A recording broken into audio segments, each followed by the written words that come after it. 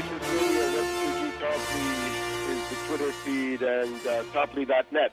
Now, as we roll on in this unfolding panorama of mass strike developments, political ferment, and the attack on Wall Street finance capital, as well as their many wars, let's now come down here to Washington, D.C., where we had the 10th anniversary of the opening of the Afghan War, and some action here, not quite on the same scale, but perhaps also interesting and capable of giving us a barometer of the temper of the mass strike process. Now, we'd like to get a report from Maliki Kilbride, who was part of the demonstration at Freedom Plaza on Lower Pennsylvania Avenue by the Commerce Department, the National Theater down there, where you can look down and see the dome of the Capitol at the end of the panorama. That was the scene of this demonstration for the 10th anniversary of the Afghan War. So, Maliki, welcome.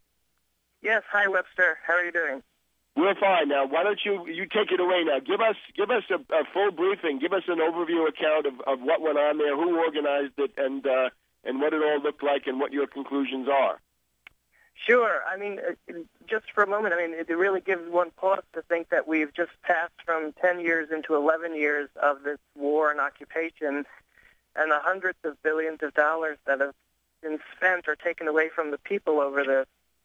But anyway, I'm down with the October occupation of Washington, D.C. that has been organized by a variety of individuals and people associated with different groups.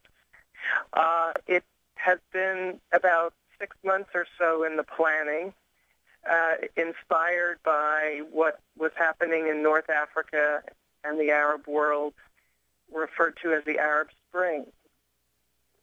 The people who have organized this have been concerned about the wars and the occupations, and also the way money is being spent for non-human needs like healthcare and education. Some of the key players have been involved with Veterans for Peace and other people like Kevin Zeese and Margaret Flowers, who is a physician who has worked for universal health care in this country and was a part of some of the major demonstrations last year on Capitol Hill calling for universal health care for all. But there's a cross-section of people involved in this and the organizing, and I was happy to see somewhat of a diversity of people involved so far. Okay, now there was an attempt on some of the television programs. They tried to present Van Jones and his group, the Rebuild the Dream group, as the motor force. But you're telling me that that's not the case. Can you give us some idea of the divide there? Yes. Okay. Well, first of all, the people who were involved in the organizing of what is taking place down in Freedom Plaza have nothing to do with Van Jones and the organization that he has been affiliated with. I believe they had a couple of days here in D.C. for their rebuilding of the American dream, which I believe has been organized by a sort of a front group for the Democratic Party, right, which has attracted many liberals and progressives to that event. But the organizing for what has happened in Freedom Plaza is completely different. Okay, so we're not dealing with Obama White House star Van Jones and his group, which, as you say, where the left liberals of the Democratic Party meet a certain kind of trade union bureaucrat, and you can see their stuff. Right, and Van Jones was approached months and months ago to be a part. He was invited, and he declined. So he has shown who he is aligned with. All right, so basically, as I understand it, then it's Kevin Zeese and David Swanson, and I've told our listeners here what I think some of the track record that they have is. But nevertheless, here's the demonstration. What was the turnout? What kinds of people? And above all, the range of the demands. Is it simply anti-war? I'm interested. They had a pledge saying if there's still a war in Afghanistan, I will demonstrate. They said nothing about Libya. Did Libya somehow get into the picture, or were they able to keep Libya out to avoid embarrassing Obama? I would have to say that this crowd is very critical towards the Obama administration. And I can get to that in a moment. They are focused on other issues, like, as I said, the health care issue, and they're connecting that to the fact that money is being spent for these other things like the wars. Yesterday, there was a big demonstration that went from Freedom Plaza to the U.S. Chamber of Commerce.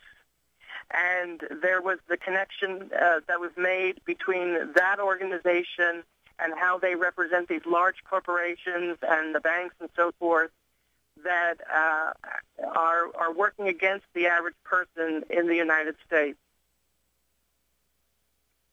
Right, that's obviously one of the centers of evil. Now, they bashed Obama mercilessly, then he went and groveled for them. This is one of the main centers of union busting, the destruction of the social safety net, and every other reactionary cause. And they, of course, provide money for the Tea Party. They finance all that. That's the chamber. Yeah. Of course, right across from the White House, right across Lafayette Park. Right, and today there was the anti-war focus in the form of a demonstration that was directed against General Atomics, which is the main drone manufacturer. Just recently, they reported profits up to over $600 billion for what they have been a part of with the drone manufacturing. Each drone costs around $70 million. And so this company is one of the prime manufacturers of the drones. The demonstration of close to maybe 200-some people closed Pennsylvania Avenue down and the offices of General Atomics. Actually, it was the Government Affairs Office of General Atomics. Okay, well, good. Now, I get the idea that on the model of this Occupy Wall Street, the Freedom Plaza one, they want to have people staying there, right, camping out for several days in a row. What does it look like for Saturday, Sunday, and how long do you think they can keep it up? And what kind of numbers are we talking about, too? Okay, I think right now, let's say yesterday, and let's just say yesterday, there was close to maybe 1,000 people in Freedom Plaza who were participating. When the evening came, it appeared the police were to do nothing, and people were going to be allowed to stay in the plaza. Not everyone who participated was going to stay there. They had other places. However, a couple of hundred people remained and stayed in Freedom Plaza, and they were not harassed by the police. Okay, so what's the plan for Sunday? I'd be interested to know the speakers they had, if any are on note, and what the plan is for the weekend. Well, over the weekend there will be more speakers, more demonstrations.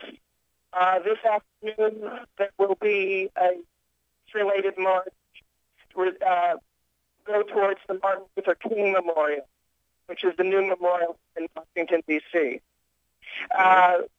There will be more speakers, and it remains to be seen how long this will go on. My guess is this may peter out by early next week. Okay. Well, it's essentially this when this was all planned, this was still the straight anti-war agenda, pretty much, and now I think the Wall Street question has somehow overtaken the organizers, and this is maybe not exactly what they were ready for. Am I right? It's a surprise. Okay. Maliki, thank you very much. It's Maliki Kilbride, who's he was one of the prime movers in this protest at General Atomic and the drones. So more power to you, Maliki, and if anything happens, we'll get you back next week. Thank you so much. Thank you. Have a good one. Back in a minute on World Crisis Radio.